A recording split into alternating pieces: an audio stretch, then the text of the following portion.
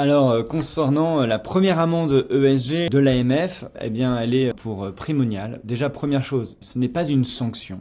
C'est une amende. Alors, je connais pas exactement toutes les différences juridiques, mais ça me semble quand même important de le rappeler pour les puristes. L'amende est relativement faible. 40 000 euros, c'est pas non plus énorme. Il y a des sanctions de l'AMF qui vont de plusieurs millions. Donc là, on n'est vraiment pas dans cette catégorie. Et en fait, ce qu'on reproche à Primonial, c'est de ne pas avoir formalisé des sujets ESG qui sont pourtant obligatoires car dans les prospectus des fonds. D'abord, le document AMF, pour ceux qui veulent le lire, vous pouvez le télécharger si vous appuyez sur la petite flèche juste à côté. En fait, il y a deux problèmes.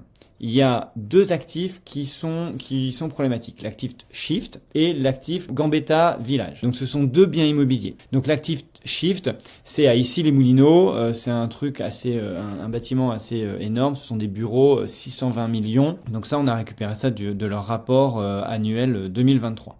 Le problème, c'est que lors de la décision d'investissement, lors du comité, dans le PV du comité, il ne figure pas la notation ESG du bien immobilier. Pourtant, le fonds Prime ISR dit dans son prospectus que la notation minimum de chaque bien sera au minimum 70 sur 100. Et dans le PV, on ne mentionne pas la note ESG. Donc l'AMF dit que Primonial n'a pas respecté le formalisme ou alors je ne peux pas m'assurer que la notation ESG a bien été réalisée. Et donc l'AMF a demandé à Primonial de lui prouver que la notation ESG avait bien été faite et Primonial lui a montré des documents.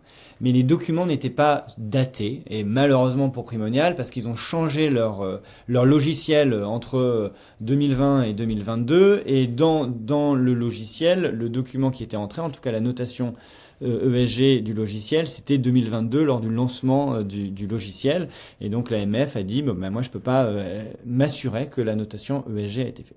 Voyons maintenant le deuxième cas. Le deuxième cas, c'est sur un bien immobilier qui est à Paris, avenue Gambetta, qui représente 219 millions d'euros. Et là, le sujet est un petit peu différent. Donc l'AMF, quand elle a fait ses contrôles, elle a demandé montrez-moi la notation ESG de ce bien, parce que comme il est dans le fonds Prime ISR, à date d'acquisition, il devait au moins avoir une notation de 70 sur 100. Et les documents que Primonial a pu montrer à l'AMF, c'était lors d'un pré-comité d'investissement, ce qu'ils appellent eux leur comité de stratégie immobilière. Et malheureusement pour Primonial, dans ce document-là, la notation était de 56 sur 100. Quelques semaines plus tard, il y a eu le comité d'investissement. Dans le comité d'investissement, il ne fait pas référence directement à la notation minimum de 70 sur 100. Primonial dit juste que c'est éligible. Et après l'investissement, quelques semaines ou mois, on ne sait pas exactement parce qu'il n'y a pas vraiment de date, Primonial montre que la notation ESG de Gambetta est de 72 sur 100.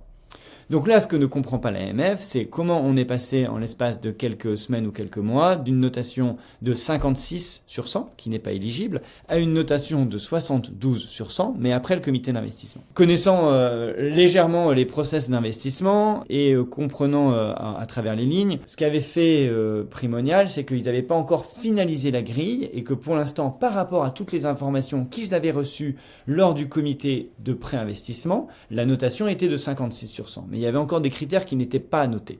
C'est pour ça que je suppose qu'ils étaient confiants d'arriver au-dessus de 70 une fois l'ensemble des documents reçus. Et malheureusement pour Primonial, lors du comité, ils n'ont pas vraiment dit qu'ils avaient reçu tous les documents, en tout cas que la note était supérieure à 70. Et donc du coup, l'AMF dit là je ne comprends pas, ou en tout cas je ne peux pas m'assurer que le jour du comité d'investissement, vous étiez assuré que la note était au-dessus de 70%.